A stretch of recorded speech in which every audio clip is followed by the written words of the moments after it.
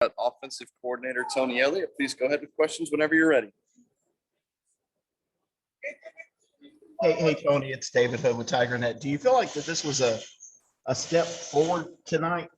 Better, still not good, but a step forward in the progress you want to make? I definitely think it was a step forward. Really proud of the guys for how they battled through. Obviously, we had several guys go down, and I know Coach Sweeney will give you guys an update on the injuries there. But man, guys stepped up. They battled. Boston College is a very good, experienced defense. So we were able to be balanced. Not good enough on third down. Needed to punch that one in the end zone when we were down inside the 5. But definitely a step in the right direction. Just happy for these guys to have some success, on the scoreboard in terms of winning the game, but then also have a little bit of success putting drives together. They had some adversity to overcome. They had a couple backed up situations, and we were able to drive and get some points. So definitely didn't turn the ball over up until that last 4-minute situation there at the end of the game. Didn't have any sacks, so I thought the protection was solid for the most part. So something to build upon. What we needed to show is that we can respond, and I think the guys respond, and that'll give us some momentum going into the open week so we can get healthy. Hey Tony, this is Gene from Charleston. Is DJ? Is he allowed to make pre-snap audibles, and would you like to see him do more of that if he is?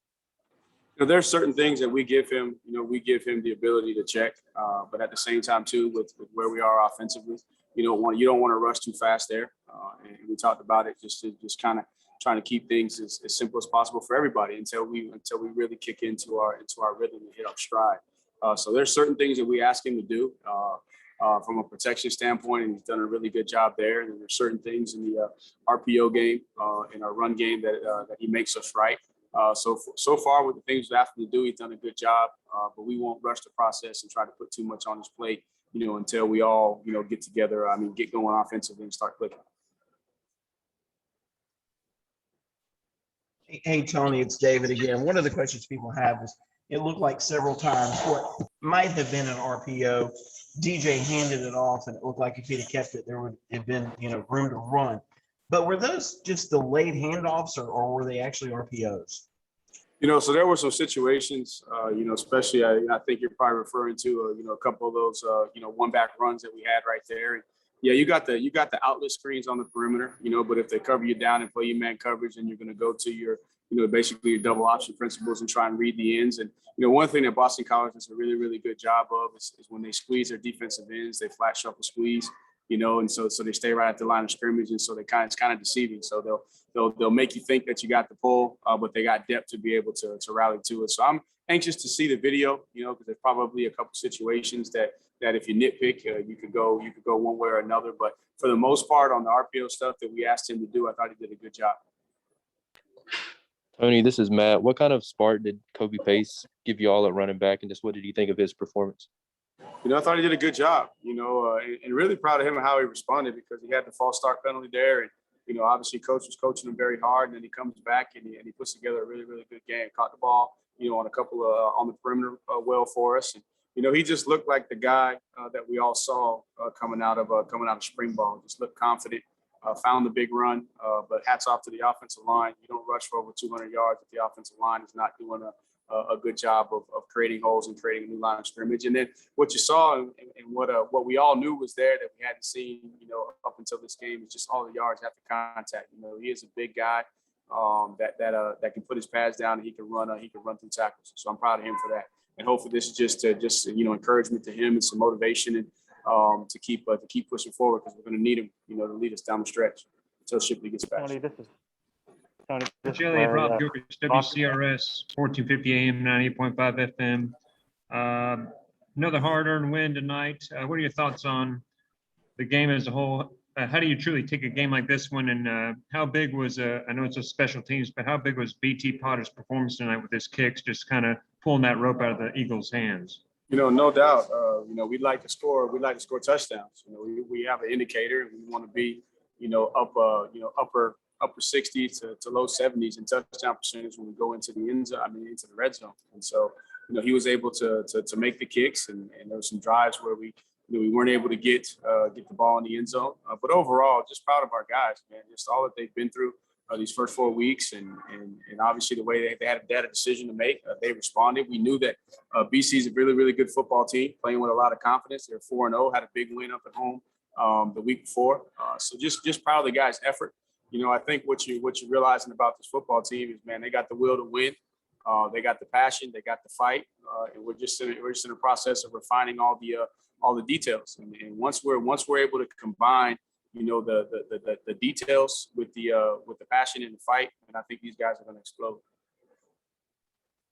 Coach, this is Justin Robertson with the Tiger Student Newspaper. Yes, sir. Earlier this week, you mentioned how DJ was a little bit antsy in the pocket against NC State. Did you see any improvements tonight in this confidence? From where I was at, it's tough for me to see all of that, because there's certain things that I'm looking at, from a defensive structure standpoint in between play calls. But for the most part, man, he stood up in the pocket, delivered the ball, had good protection, and so I anticipate when you watch the video that you'll see it better. Now I know he's going to want a couple throws back. There were a couple of throws that probably would have resulted in some touchdowns, and then it's also some drops. Some of the wideouts got to come through, especially on third down, and they're contested plays, and that's what we knew playing this team. They play a lot of cover one man coverage that you're going to have to throw in tight windows. You're going to have to catch and make plays in contested situations. Tony, this is Matt. With the offensive line, with this switch up with Putnam being out, did you feel like that group really played well with Backhorst going to guard and Rayburn at center? Is that something you think we could see more of? We've been trying to figure out the best combination, find the right guys. And Putnam's been playing well, and it's unfortunate that he was out, not able to go. And just after evaluating everything, just felt like it was the best thing to do is give Rayburn a chance at center and move Bach back over to guard, and then let Tio and let Marcus kind of battle throughout the week to see who was going to be the first one to run out there. So based off of everything that we've seen right now, haven't had a chance to really go evaluate the tape yet, but just pleased with those guys. I mean, we were able to be balanced. We ran the ball, we threw the ball, we protected the quarterback. And we did have one bad snap. There was one snap on the ground, but we'll continue to evaluate it week to week and figure out, what's the best lineup per the game plan, and then where the guys are just fundamentally, mentally, and performance-wise in practice.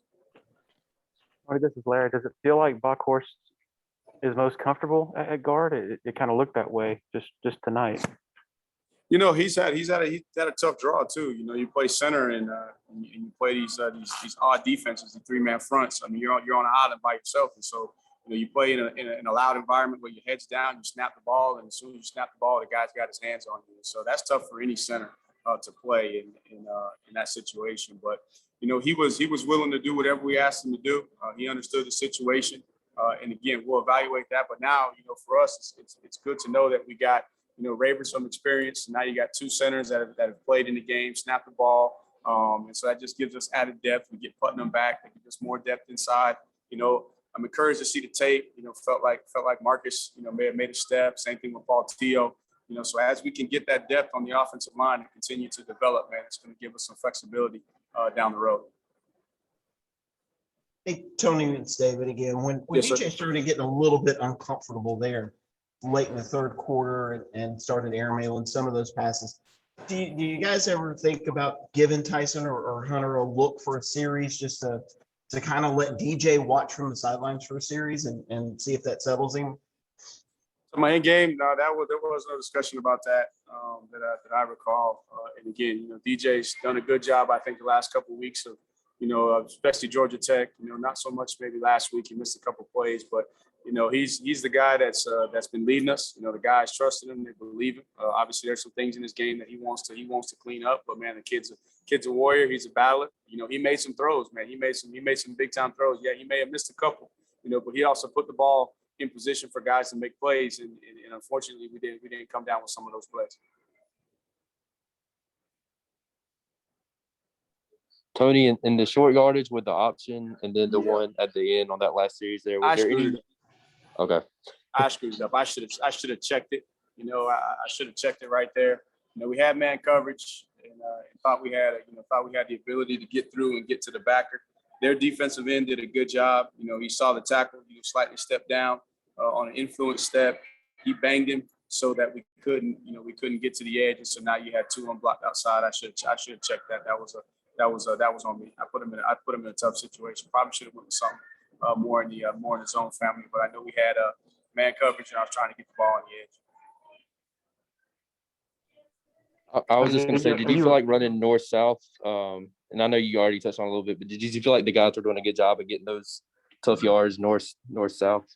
For the most part in the game, but there were a couple short yardages. We got a couple, then we missed a couple. So I thought, had an opportunity there. Was gonna check it, and I saw it, and I said it's close. I said let's take a chance, because again, if you get the back of shield, you pitch off the end, man. There's nobody out there for Kobe. He walks for a long time, so high risk, high reward. But now that I look back and having seen how they played it up in the upstairs on TV, I should have checked it to the to the inside zone or a quarterback run or something there and got going north or south. That's on me. Tony, on the last third down, the rollout, I guess, was he either to throw it to stage or run, or were those the 2 options? Yeah, so basically it was trying to move the pocket a little bit, and if it was open, we were gonna throw it to the tight end and let him get the yardage. If the quarterback had a clean lane to run, he was gonna come to run. But we also told him in that situation too, don't throw the ball, don't stop the clock to make the other team. If we don't get it, don't throw it away, so the other team has to use the timeout. Any other questions for Coach Elliott? Tony, losing both Davis and Braden early, just how did that affect things? And how did you think some of those young guys did stepping in? It was tough, but they got to be ready. We rep those guys in practice. I expect a lot out of all of them. I thought Sage jumped in there and did some good things. Had a tough catch, even though it was reviewed, showed that it was a catch. So that was big for us. Moving the chains. Jay got in there. Like to see him come down with that little quick hitch ball right there and keep the chains moving. But and then Luke got in there. Luke's been a guy in the past that's played a role for us, so it was good to see him get in there in some of those short yardage situations and 4-minute offense. But I'll evaluate the tape, see exactly technically how they did. But for us to be able to continue to move the offense and go forward and not really, and from a play calling standpoint, didn't even think anything about it. Just kept rolling with what the plan was. Tony, I know you were on the press box or in the press box and not talking with DJ directly, but was there any feedback you got as on some of those throws why he was a little hesitant to let it go when it seemed like maybe guys were open? No, that's him and Coach Streeter communicating there. I didn't hear anything. If it's something big picture, Streeter will usually chime in and let me know something's going on.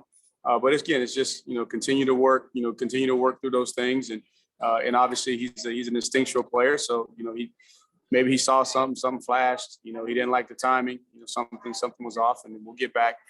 After the weekend, get back together, evaluate it all, and figure out if there's something we need to improve upon or move forward. Last one for Coach Elliott. Tony, going back to the step forward, do you feel like the word for the next couple of weeks will be finished?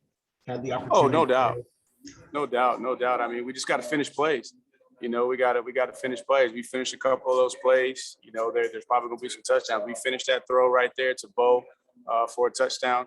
So definitely gonna be finished. I think the guys understand how to practice, how to work, but we got to strain a little harder. All the way around just to be able to finish. The way that we want to finish, the way we're capable of. And again, it's just a process. Still got some youth that we're growing through, but I think our leadership is doing a good job of trying to pull all those guys through the knot hole, and we'll focus on not just finish, but also just execution too. Just consistent execution from start to finish. Thank you very much, Coach Elliott. For you guys, Coach Venables has started in room 2. All right, thank you. Thanks.